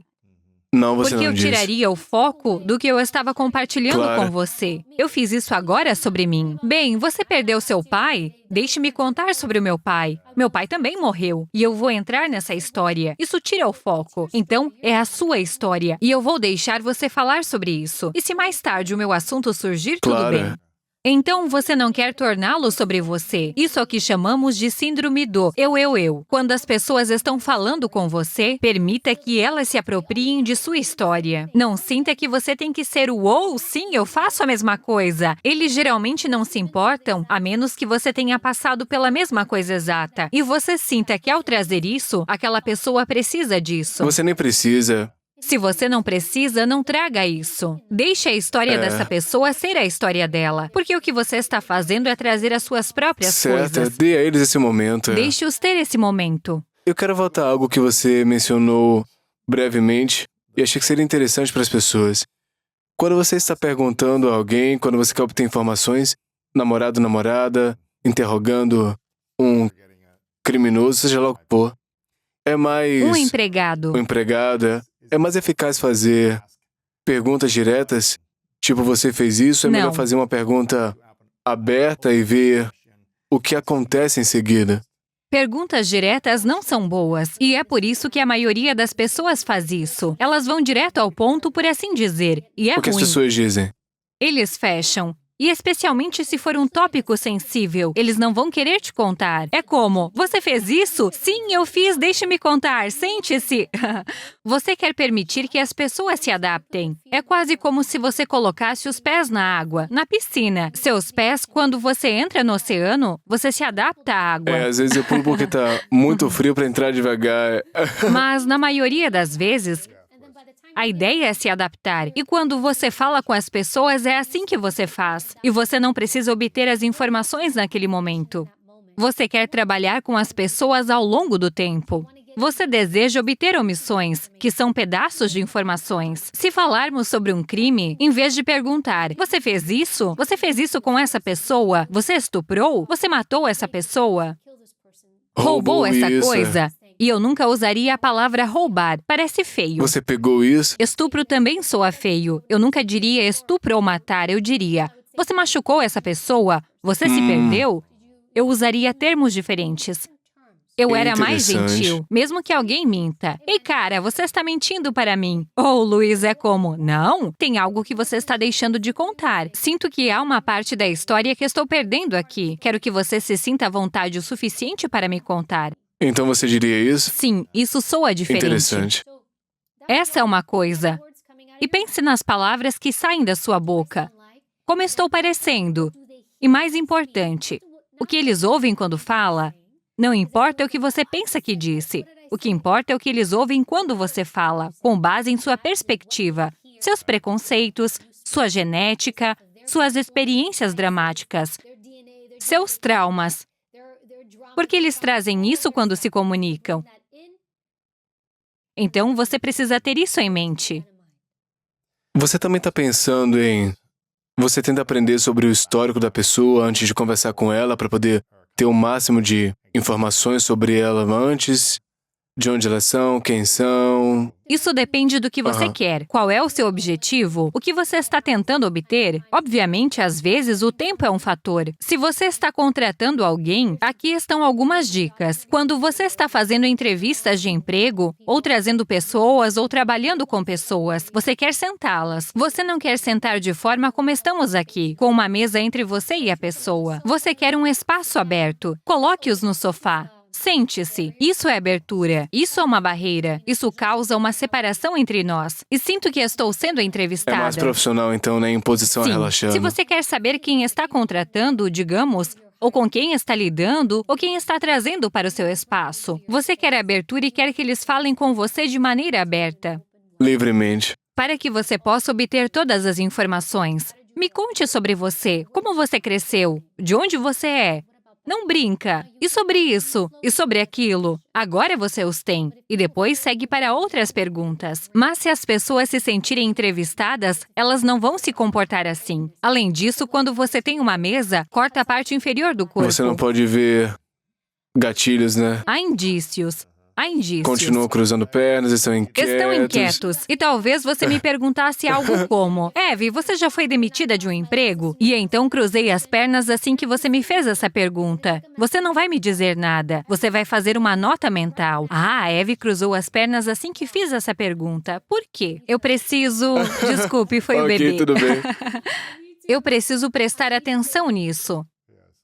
Então, você só quer notar. O objetivo é ser curioso. E então, se podemos dar um termo a isso, talvez você precisa ser Lewis House. Aí está. Quando as pessoas entram, você fica super curioso sobre elas. Quem está entrando? Eu quero saber tudo o que posso sobre eles, que eles estão dispostos a compartilhar. Eu só quero que eles se sintam à vontade para se abrir. Eu faço uma ótima entrevista. Meu público adora. Boom! Se você puder trazer esse nível de paixão e curiosidade com as pessoas, todos isso. serão livros abertos. Livros abertos. Agora eu tô curioso sobre isso. Porque eu acho que você tá casado há uns 12 anos, né? Ele vai ficar Casada, chateado. tá numa relação Estou há tentando 12 fazer as anos, contas na minha cabeça.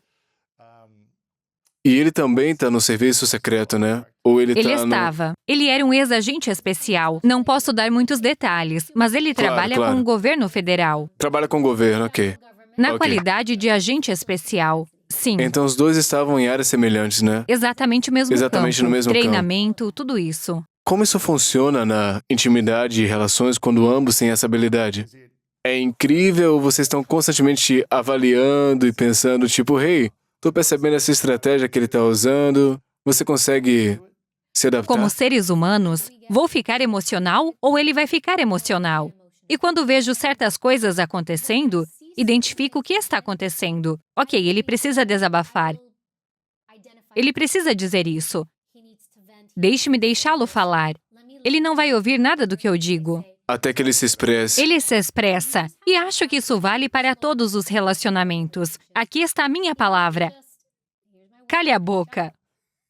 E deixar alguém se comunicar. Apenas deixe eles falarem. Mesmo que você não goste do que estão dizendo, deixe eles tirarem isso do peito e depois fale. E então eles também serão capazes de te ouvir. Às vezes, eu vou usar uma estratégia, ou às vezes vamos discutir e ele vai usar uma técnica comigo e eu vou perceber depois. Eles fizeram Eu isso. sei o que ele fez, mas então eu percebo e entendo por que ele fez isso. O objetivo de tudo isso não é manipular ou enganar as pessoas. O objetivo de tudo isso é ajudar a avançar uma conversa. Você não quer ficar preso. Quando você se sente preso com as pessoas, é por isso. Queremos progresso em nossa vida, no trabalho, em nossas conversas, em nossos relacionamentos. Quando você está preso, você precisa se perguntar: o que estou fazendo que está me impedindo de avançar? Eu quero progresso. Então, mesmo em uma conversa ou diálogo, o que você faz é para ajudar a manter o diálogo em andamento. Em andamento. Como estou progredindo o diálogo? Pense nisso assim. E existe algo chamado roda de comportamento. E são, na verdade, esses incríveis pesquisadores,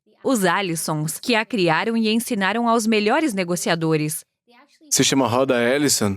Os Allisons são um casal que faz pesquisas. Ok. E há algo chamado roda de comportamento que eles ensinam. Roda de comportamento. Eles te ensinam a identificar o comportamento. Quando você vê um comportamento, como você responde a esse comportamento? Como é a aparência da roda? É um círculo. Aham. O que é que tá na roda? Ela contém todos os diferentes Ok. comportamentos. O que estamos discutindo? Você está tendo uma conversa com alguém e eles estão... Vamos colocá-los no topo da roda. Eles têm muito poder. Eles estão controlando a conversa. Quando eles estão lá, a outra pessoa tem que ter baixo poder para permitir isso. Porque esses dois não podem estar na mesma posição Não. ao mesmo tempo. Olhe esta entrevista. O que você e eu fazemos, nós alternamos. Quando você está no topo, quando você está controlando a agenda, eu fico aqui embaixo. Quando estou falando e estou no topo, eu volto para cá. Você vai para cá. Você entende que para mim ter progresso nesta conversa, temos que fazer isso. Eve no topo, eu embaixo. E isso cria progresso. Agora, se ambos estivermos no topo, estamos competindo. Ninguém ouve nada. E os relacionamentos são assim, até mesmo casamentos. Porque você mencionou casamentos. Então, se alguém está no alto poder, você vai para baixo. E quando puder, você muda e vai para cima. E se ambos estiverem lá em cima, não vai funcionar. E se ambos estiverem lá embaixo, também não funciona. É um pouco como, onde você quer ir comer? Não sei. Onde você quer comer? Eu vou a ir qualquer comer? lugar. Vocês vão passar fome, porque alguém precisa assumir o alto poder. Isso é a roda de comportamento. Esse seria um exemplo de roda de comportamento positiva. E para os Allisons, peço desculpas. Estou fazendo o meu melhor. Agora, algumas pessoas vão parar na roda negativa. A mesma coisa. Roda negativa é quando você tem alguém muito dominante, muito autoritário. Eles estão tentando ter alto poder, mas não é uma boa maneira. É agressivo. Isso cala as pessoas. Agora, aqui você precisa ter cuidado. E vemos isso nos relacionamentos, não apenas em relacionamentos amorosos, amizades, supervisores. Quando você tem alguém assim e reconhece que eles têm alto poder, mas de uma maneira não saudável, e você se torna de baixo poder. Provavelmente vai ser explorado, né? Sim, você se torna fraco. Um capacho. Submisso. Você se torna o capacho. E o que acontece é que, ao longo do tempo, você ajudou a treinar essa pessoa para ficar aqui, enquanto você fica aqui. E é por isso que às vezes vemos em relacionamentos que há uma pessoa que é agressora, que está aqui em cima, e a outra pessoa que é super evitativa, submissa. E isso não é bom. E como essa pessoa sai dessa posição sem incomodar e tornar outra pessoa mais agressiva?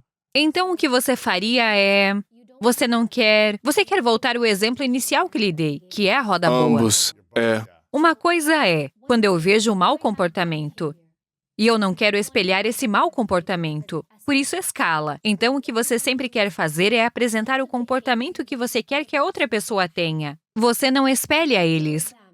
Só porque eles estão nesse Não vá por esse estado caminho. de comportamento, você não acompanha, né? Você não acompanha, porque a coisa toda vai despencar. É aqui que fica importante. Eu vejo esse comportamento. Eu sei o que estou vendo. Não é pessoal. Eu não vou ficar emocional e chateado. E como você se atreve e tudo mais. Mesmo que eu possa pensar e sentir isso. Mas se eu identificar o comportamento, isso não é tão perfurante. Eu sei o que estou vendo. Eu entendo esse comportamento. Eu sei o que está acontecendo aqui. Agora, eu não vou ser fraco, submisso. O que eu vou fazer é voltar para essa roda boa. Vou me tornar de baixo poder. Vou ficar aqui embaixo, mas vou ouvir e vou dizer, me diga por que você se sente assim. Então, posso manter o contato visual com você. Posso continuar mostrando que sou assertivo. Então, é aqui que eu estou ouvindo, mas não estou me tornando submisso, evitativo, pequeno, levado ou deixando você assumir o controle. Estou pegando essa parte de baixo poder da roda, mas estou aqui. Então, como alguém pode comandar respeito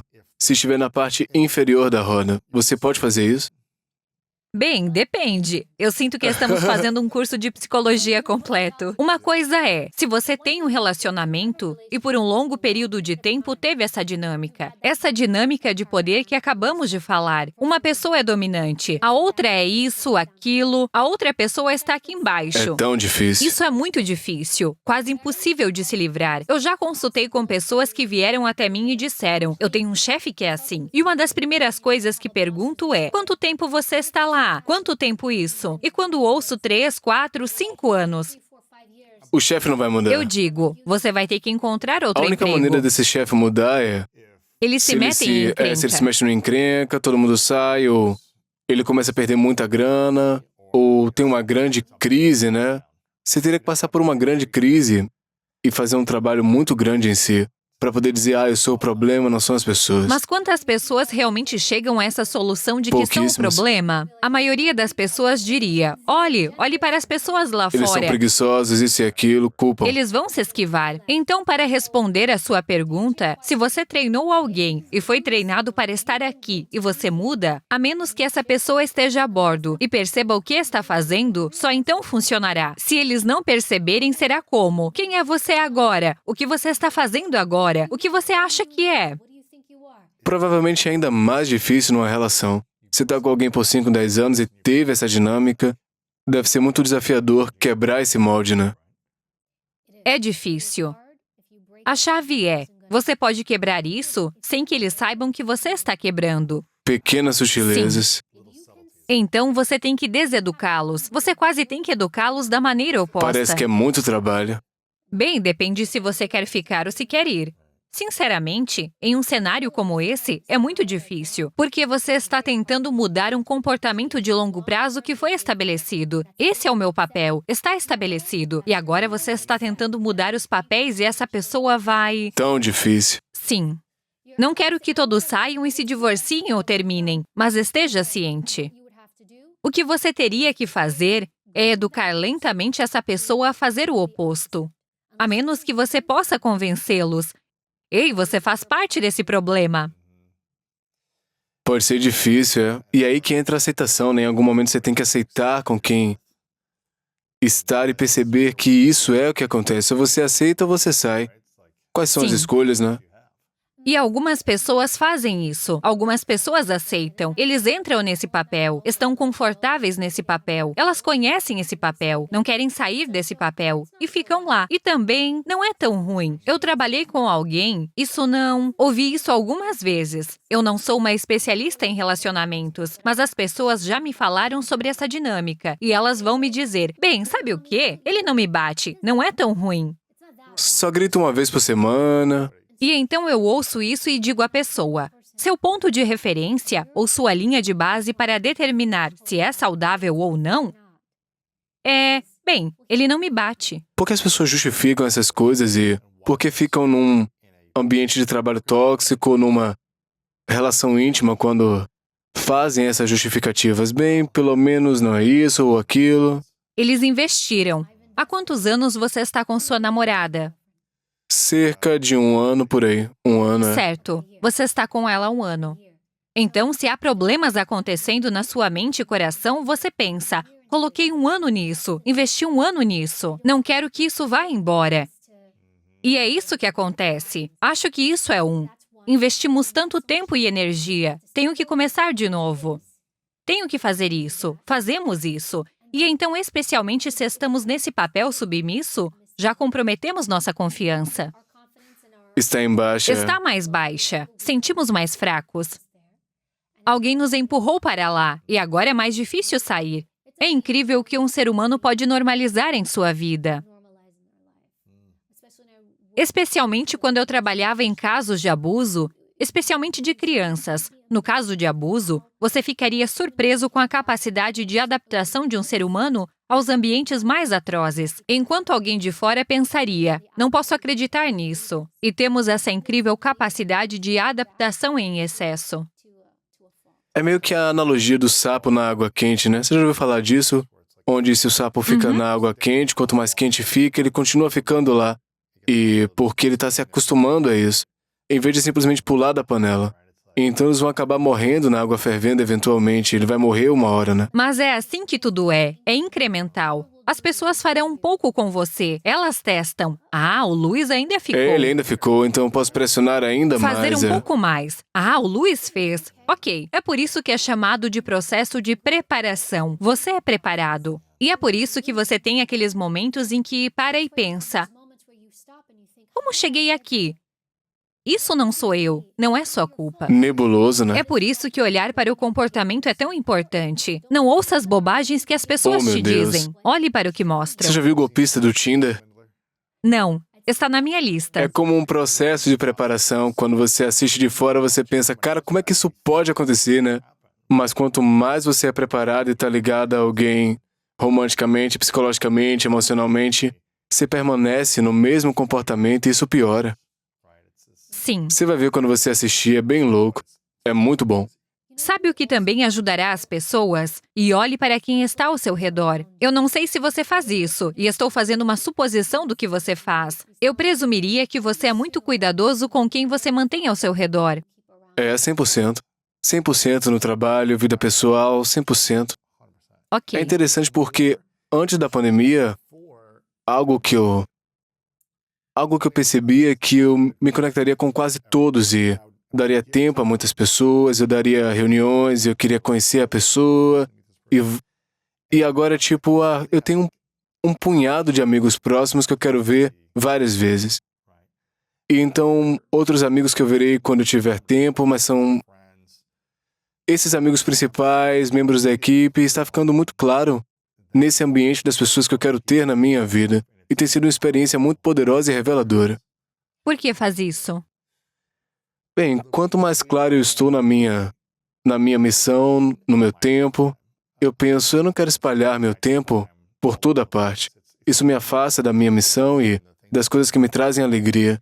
E também não está aprofundando relações, né? Então, eu quero passar mais tempo de qualidade com pessoas que enriquecem minha vida, onde a gente está colaborando em termos de nossas experiências, conversas e aprofundando essas relações. É para onde eu estou indo agora.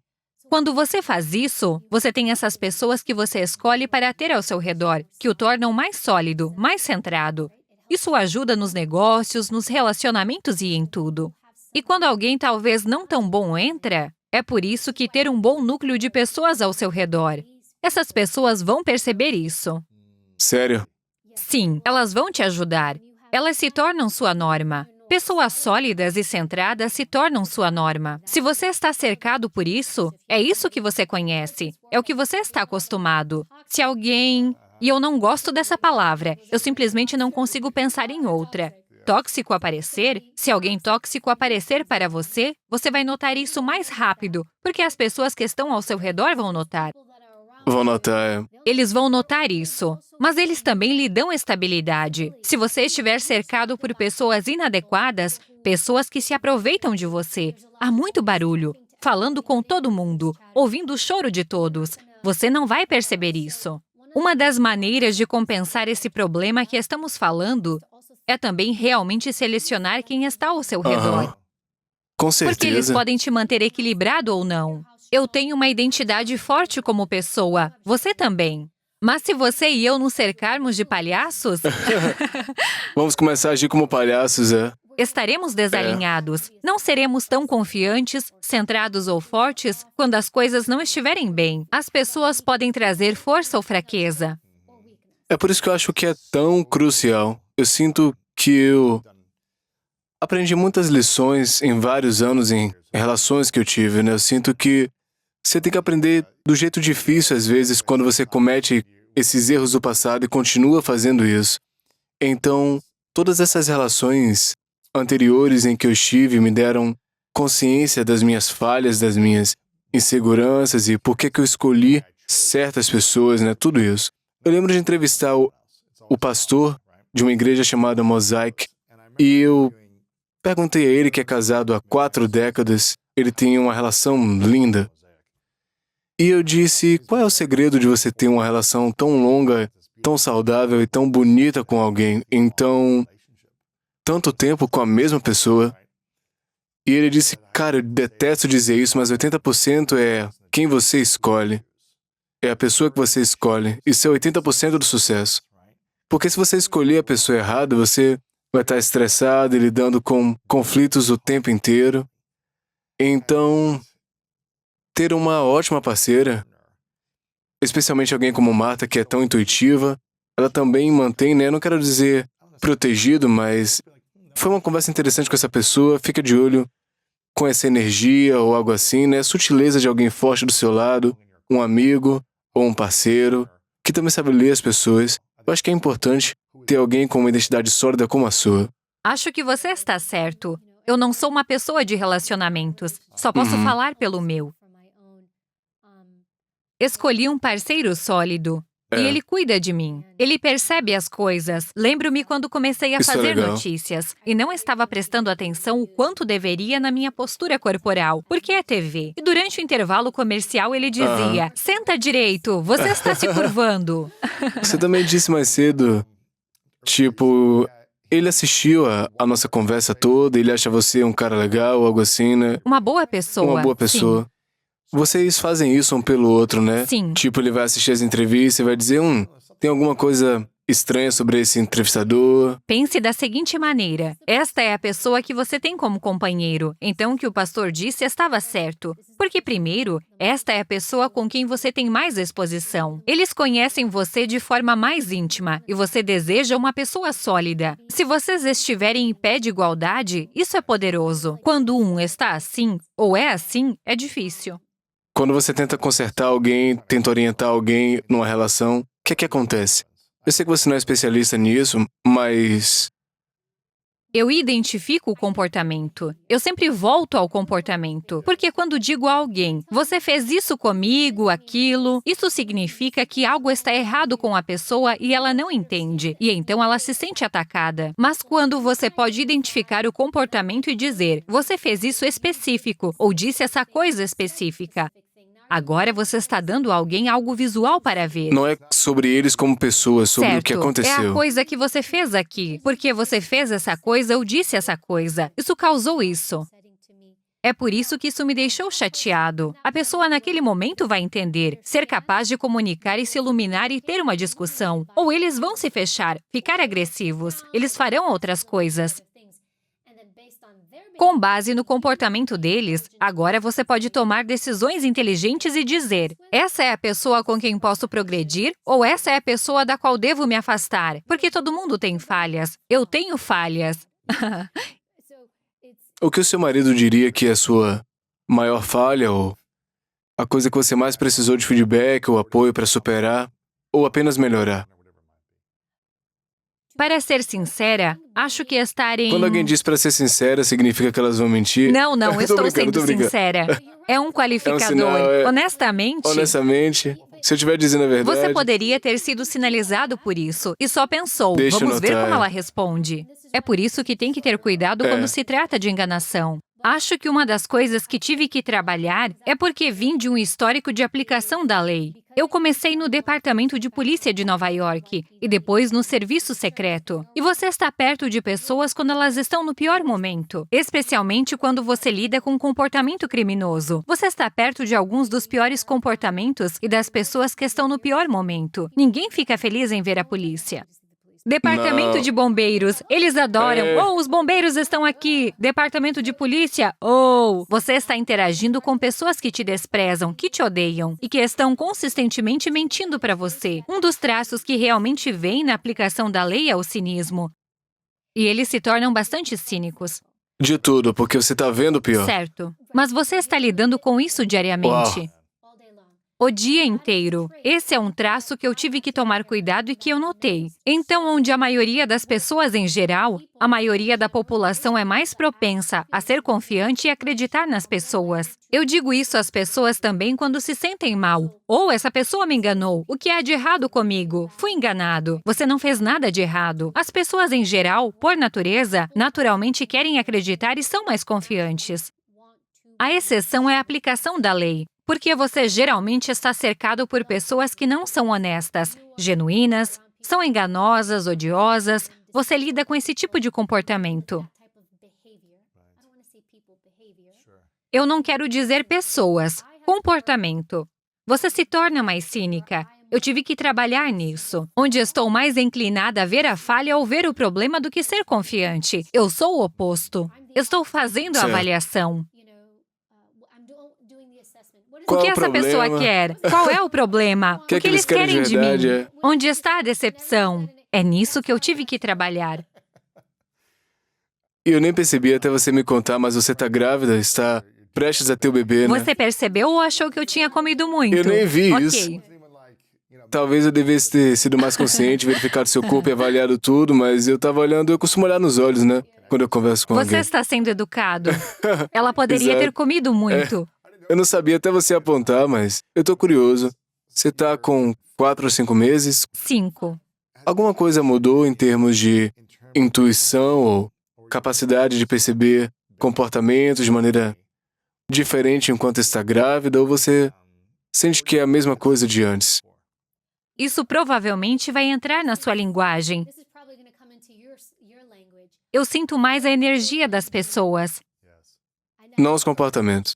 Eu ainda analiso o comportamento. Mas você sente a energia, né? Eu simplesmente sinto as pessoas mais intensamente e estou muito mais consistente. E eu não sei se isso está indo um pouco para um espaço diferente. E eu tentei pensar sobre isso. Eu não sei se é porque há outra alma dentro de mim. Se você pensar assim até certo ponto, e isso faz você ser mais sensível, mas talvez eu esteja mais sensível, não de uma forma negativa, em relação ao que está ao meu redor, e sinto um pouco mais. Estou usando a energia um pouco mais. O que você sente mais? Acho que o que eu percebi, e estou curiosa para saber o que outras mulheres grávidas perceberam. O que percebi é que talvez você possa pensar como uma frequência de rádio.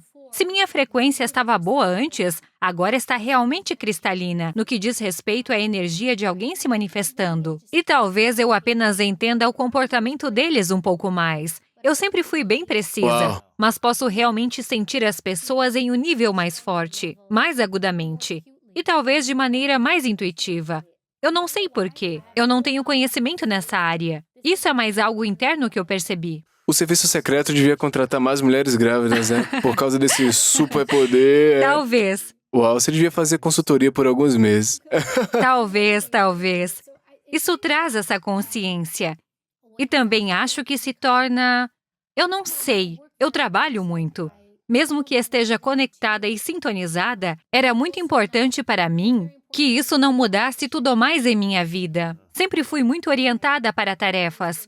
Gosto do trabalho que faço. E isso é como uma jornada completamente diferente. E Deus me ajude, certo? Eu não sei o que É emocionante. Eu tô muito animado por você. Esse filho vai fazer flexões. As pessoas fazem seus filhos deitar no chão. Exatamente. Meu filho vai dizer, deite-me dê 50. Certo, vamos trabalhar. Vamos trabalhar. O que você diria que foram suas 3 maiores lições que você aprendeu no serviço secreto e como esses diferentes presidentes com os quais trabalhou, que você vai levar consigo e você vai aplicar para o resto da vida? Eu aprendi a... Uma coisa é a resiliência. Quando você está ao redor de pessoas que estão em um palco tão global e recebem tanto ódio, tanto veneno, e você pode vê-las apenas persistindo e sendo destroçadas e depois se levantando e dando uma coletiva de imprensa, quando outras pessoas simplesmente são destruídas porque alguém disse algo a eles. Isso eu aprendi. Sim, parte disso foi do treinamento. Porque eles te ensinam a ser mais... Eu não quero dizer endurecer, mas endureça-se. Ninguém quer te ouvir. Isso te dá essa resiliência e essa consciência. E então também ver pessoas, chefes de Estado. Você não pode desmoronar. Você está administrando um país. Isso é uma coisa.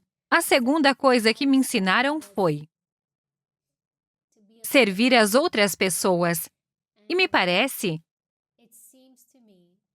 que eu não vejo muito disso por aí. Eu não sei se é apenas aqui nos Estados Unidos. Posso estar errada, mas somos muito eu. O que tem para mim? Eu quero isso. Eu. Isso meio que me traz de volta ao cenário da linha de trem, onde não fazemos pelos outros, não servimos. O que quero dizer com servir é simplesmente servir pelo bem maior. Sempre foi interessante quando as pessoas me diziam, você realmente levaria um tiro por aquela pessoa? Porque a ideia é que quando você é um agente do serviço secreto... Um presidente e qualquer outra pessoa que você fosse encarregado de proteger. Eles achavam que havia algo realmente errado com isso. Eu sempre sentia que não consigo pensar em uma maneira melhor ou uma razão melhor para dar minha vida ou morrer do que salvar a vida de outro ser humano. Isso me ensinou a servir e a me doar. Acho que isso é poderoso. Acho que às vezes, quando crescemos e especialmente quando somos mais jovens, só pensamos em nós mesmos. E quando digo para nos doarmos, não quero dizer apenas para dar para nosso pequeno círculo interno, mas sim para a humanidade. Acho que foi a coisa mais importante. Essa é a segunda. A terceira foi ficar quieto. Aprendi durante o treinamento a ficar quieta. Nem tudo se trata de você. Ouça, observe. E você aprende muito quando mantém a boca fechada. Eu acho que uma das minhas maiores inseguranças se tornou uma das minhas maiores superpotências mais tarde na vida, né? Eu tinha medo de falar com meus amigos quando eu estava na escola primária, secundária, no ensino médio. Eu já estava melhor, né? Já estava mais confiante, mas eu não tinha certeza de como me comunicar e como contar histórias e ser interessante em torno das pessoas. Eu era bem inseguro. Eu podia falar na escola, eu não conseguia ler em voz alta, tudo isso. O que isso fez por mim é que eu comecei a observar as pessoas. Eu comecei a ver as pessoas na escola, não de uma maneira estranha, assustadora, mas ficar nos corredores e ver como as pessoas interagiam umas com as outras. Toda a sua energia, o comportamento, eu observava tudo. E quando eu entrei no início da minha carreira, no meio dos 20 anos, por aí, eu lembro de pensar, cara, eu não tenho ideia de como fazer isso. Sou esse cara jovem, tem todos esses profissionais aqui. Eu agindo como se soubesse de algo seria realmente desonesto. Então eu vou fazer perguntas e ficar quieto. E por uma década eu faço esse programa onde eu só faço perguntas. Eu falo pouco, provavelmente 10, 15% do tempo quando eu entrevisto alguém. E ganho muita sabedoria ficando em silêncio e fazendo perguntas. Eu acredito que as pessoas aprendem a não tentar impressionar os outros o tempo todo. Claro, se estão sendo entrevistados é diferente, né? Mas você está sempre tentando ser o centro das atenções e fazer com que tudo seja sobre você. Eu acho que você é mais interessante quando você escuta e permite que os outros se comuniquem. Você se torna a pessoa mais interessante da sala quando você não fala. Sim. Eu acredito que você pode fazer perguntas certas e fazer as pessoas compartilharem sobre si de certas maneiras, tipo, uau, ninguém nunca foi atencioso assim. Aprendi que o heroísmo é silencioso. A força é silenciosa. A confiança é silenciosa. E que a pessoa mais letal na sala é a pessoa que fala menos e observa. É. Especialmente permitindo que todos os outros falem primeiro, antes de dar a opinião, antes de apresentar a ideia. Você ouve o que as pessoas têm a dizer e diz, ok, eu realmente gosto disso, vou aproveitar e vou apresentar o meu caso, né? Eu posso te fazer uma pergunta? Claro. Você faz isso há tanto tempo, e as pessoas provavelmente o veem de uma maneira inspiradora e orientadora. É uma suposição, e me corrija se eu estiver errada, que as pessoas vêm até você com frequência em busca de conselhos. O que você faz nesses cenários? Porque eu imagino que você seja abordado com frequência. Muito. O que você faz? Como você gerencia isso? Cara, se alguém está enviando um e-mail, uma mensagem nas redes sociais e pede conselhos, minha abordagem é, cara, eu compartilho minha sabedoria aqui no podcast, tem gente muito mais inteligente do que eu, então confira esse episódio. Eu tento economizar o meu tempo e o deles dizendo, se você ouvir esse programa ou assistir, são mais de 1.200 episódios. Eu diria praticamente tudo sobre o seu caso específico, né? Eu posso apenas ouvir e enviar um link para alguém e dizer, escuta isso. Ou como você tem seu livro, você já deve ter compartilhado muitas estratégias aqui, então me diga essa estratégia. Você pode dizer, cara, leia o livro e faça uma pergunta depois. Uma pergunta de acompanhamento. Eu tenho um livro, eu tenho um podcast, tudo isso. As pessoas podem pagar por isso, as pessoas podem ter de graça. É mais direcionar as pessoas para as respostas ou para as pessoas que têm as respostas. É isso que eu tento fazer. E quanto às pessoas reais, pessoas com quem você interage, conhecidos, amigos, como você gerencia tudo isso? Minha estratégia sempre foi, meus maiores treinadores nos esportes nunca me deram respostas. Eles nunca me deram um conselho. Eles me davam exercícios, me davam feedback, me mostravam vídeos de jogos ou vídeos para ver o que é que funcionava bem, o que é que não funcionava bem. Eles me faziam observar, me faziam assistir outras pessoas talentosas jogando futebol, observava pessoas profissionais e viu o que eles faziam. E viu o que eu estava fazendo, eu estou perto disso ou não. E eles me desafiavam com perguntas. Eles quase diriam, bem, se você estivesse nessa posição e treinando outra pessoa, o que é que você diria? Eu acho que eu tento fazer o máximo possível sem poder dar respostas às pessoas. Porque se estamos sempre dando respostas para os problemas das pessoas, elas não vão estar pensando em como podem resolver por conta própria. Você acha que precisa? Porque você faz isso há tanto tempo e se tornou tão popular como um modo de proteção para si mesmo. Você se vê tendo que se proteger ou se escudar de receber tantos pedidos? Estou pensando apenas pessoalmente como. Ei, Luiz, ei, Luiz, ei, sim. Luiz. Você quer dizer apenas no mundo real, é? Sim, Eu tento ouvir, dar uma solução rápida e digo, eu tenho um ótimo episódio pra você, me envia uma DM, eu vou te enviar um link. sim, Pra me manter curto, né, em vez de ficar orientando por uma hora. sim. E tudo depende de, tipo, eu tô numa situação, Ok, eu quero lembrar as pessoas desse livro.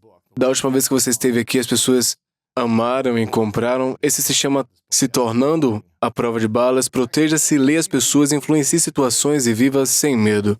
De Evie Poumpouras. Comprem algumas cópias. Isso vai ser uma ferramenta poderosa em seu arsenal para poder melhorar sua qualidade de vida, sua confiança e habilidade com pessoas. Você disse no início, e eu acredito na mesma coisa, que a qualidade da nossa vida está relacionada às relações que temos, certo? Nosso sucesso, alegria, amor, está em como interagimos com pessoas na vida. Você quer proteger e também criar mais abundância em relações, e essa é a maneira de fazer isso nos negócios e na vida. Então, comprem algumas cópias desse livro, então a sigam. Também, onde é que você está mais ativa agora? Instagram, Twitter, onde é que você é mais ativa? Instagram, Facebook, Ok. Twitter. Você passa mais tempo no Instagram ou... Eu tento verificar Ok. todos eles. Eu tento me conectar com as pessoas. Eu sinto que se alguém está passando pelo processo de entrar em contato, ou pelo menos eu leio tudo, eu faço o meu melhor. Claro, isso é Com bom. certeza. Confiram o Instagram, Evie Poumpouras, eviepoumpouras.com, tem todas as informações. Você faz muita palestra, consultoria, tem esse livro. Eu acho que você disse que está trabalhando em outro, né? Ainda não. Mas no futuro tenho certeza Ainda que não. você vai ter. Você está trabalhando Eu em tô outro. trabalhando. Estou aguardando. Como é que a gente pode prestar serviço para você hoje? Acho que foi ótimo. Agradeço a você, Luiz. Foi um prazer voltar. E não, você tem sido sólido. Ok, fantástico. Uma pergunta final para você. Antes de perguntar, eu quero te agradecer, Evie, pela consistência que você tem na vida. Você consistentemente se apresenta para servir. Eu acho que você tem esse mindset de serviço, trabalhando por mais de 12 anos no serviço secreto, e depois fazendo transição e dizendo como é que eu posso levar isso para mais pessoas no mundo, e é muito inspirador. Eu te agradeço por estar constantemente servindo e ensinando estratégias poderosas para ajudar as pessoas a melhorarem as suas vidas pessoais. E é um trabalho muito bom, eu te agradeço por isso. Eu fico feliz que você faça isso enquanto está grávida. Eu sei que você vai ser uma boa mãe, vai ser uma pressão do caramba por conta dos dois serem do serviço secreto. Esse filho vai ficar aterrorizado. Aterrorizado é um ser humano muito poderoso. Minha última pergunta para você, Evie, qual a sua definição de grandeza? Caramba, Luiz, por que você faz essas perguntas? Eu sempre pauso porque não bom, é quero... bom. É bom, pense sobre isso. Se amanhã fosse o meu último dia e eu estivesse bem com isso, então eu teria vivido uma vida grandiosa. Se amanhã fosse o meu último dia e eu não estivesse bem com isso, então isso significa que eu não teria vivido uma vida grandiosa e precisaria mudar alguma coisa. E é isso que eu penso sobre grandeza. Não é vou viver isso mais tarde. É agora. Se amanhã for seu último dia, estou bem com isso? Isso significa que eu vivi a melhor vida que posso viver. E você? Antes de me dar um high five. A grandeza é descobrir suas habilidades e talentos únicos. E usar isso para perseguir os seus sonhos e nessa busca causar o máximo de impacto nas pessoas ao seu redor. Eu sinto que todos nós temos uma singularidade e precisamos desenvolver habilidades e descobrir como aprimorar.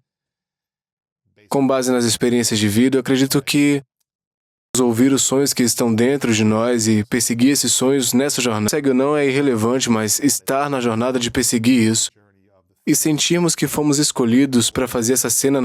Estamos ouvindo a voz interior, qualquer conversa dentro de nós, ou sentimento de vá em frente e tente essa coisa.